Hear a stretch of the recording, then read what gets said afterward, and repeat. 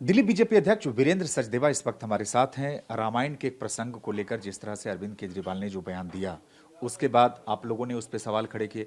अब अरविंद केजरीवाल ने बीजेपी पर पलटवार किया है और उन्होंने कहा कि बीजेपी की प्रवृत्ति राक्षसी है।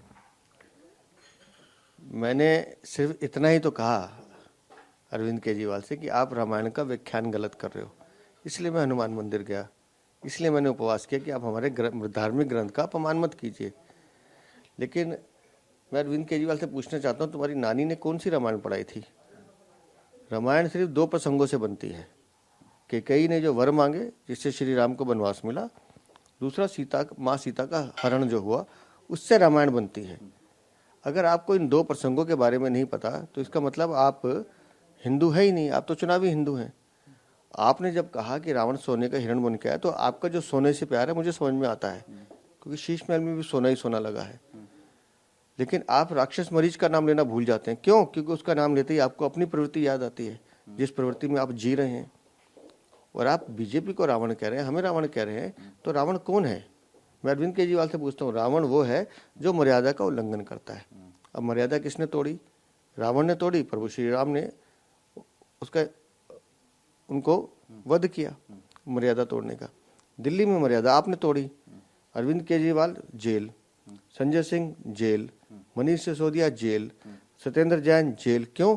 क्योंकि आप सब ने संवैधानिक पद पर रहते हो मर्यादा का उल्लंघन किया।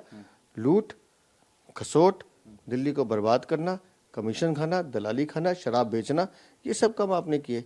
तो जब आपने मर्यादाएं तोड़ी हैं तो सबको पता है कि रावण कौन है, और दिल्ली की जनता अब प्रभु श्री राम बनकर उसका हिसाब देगी। आप रावण की बात कर रहे हैं, अभी वही उन्होंने अरविंद केजरीवाल ने यही कहा कि जैसे रावण की बात आई पूरी बीजेपी हमारे ऊपर टूट पड़ी है। इससे पहले संजय सिंह, मनीष सिसोदिया ने भी पलटवार किया। अरविंद केजरीवाल से बड़ा झूठा दिल्ली या हिंदुस्तान में हो नहीं सकता। बोले बीजेपी धरने पे बैठी है। भाई हमें तो पता नहीं कौन धरने पे बैठा है।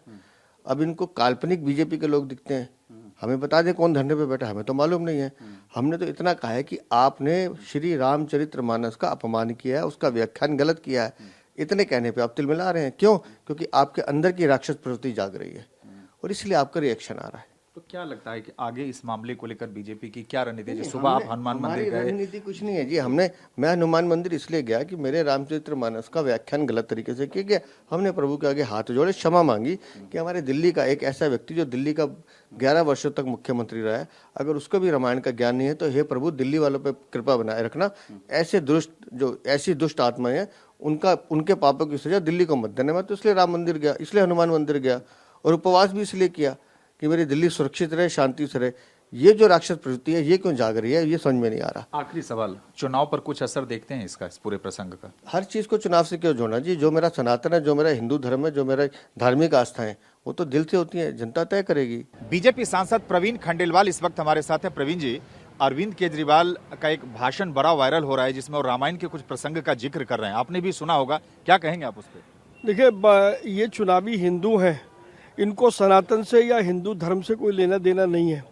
ये मुझे लगता है कि इनके परिवार में ना तो किसी ने पौराणिक कथाएं पढ़ी हैं, वरना रामायण जैसा महाग्रंथ और रामायण जो हर बच्चे को पता है, उसको अरविंद केजरीवाल किस भाषा में उसका वर्णन कर रहे हैं कि भगवान राम खाना लेने गए। ये कितना विचित्र है। इससे साफ दिखाई देता है कि उनकी रग रग में और उनकी मानसिकता में केवल और केवल चुनाव है। वह वस्तु स्थिति क्या है इसके बारे में उनको ज्ञान नहीं है, और फिर भी वो अपने ज्ञान बघारते हैं।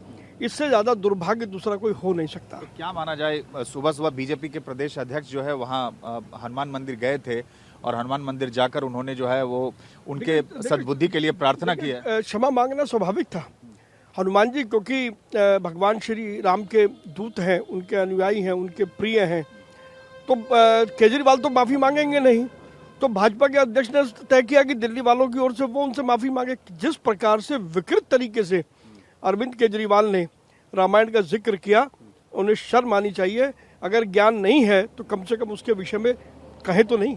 तो क्या ये माना जाए कि इस मुद्दे को, जो चुनावी हिंदू का आरोप आप लोग लगाते रहे, इस मुद्दे को लेकर भारतीय जनता पार्टी अरविंद केजरीवाल के खिलाफ और आक्रामक रूप से आगे बढ़ेगी? देखिए, निश्चित रूप से लोग हमें आक्रामक बनने की जरूरत नहीं है। आज पूरी दिल्ली के लोग आक्रोशित हैं कि एक व्यक्ति हमारे आराध्य देव प्रभु राम के बारे में इस प्रकार की हल्की टिप्पणी करता है, यह उचित नहीं है। कम से कम अरविंद केजरीवाल सनातन बनने का ढोंग बंद करें। तो बीजेपी सांसद प्रवीण खंडेलवाल और इनका साफ तौर से कहना है कि अगर रामायण के प्रसंग की जानकारी नहीं है तो अरविंद केजरीवाल को इस तरह का ढोंग नहीं करनी चाहिए।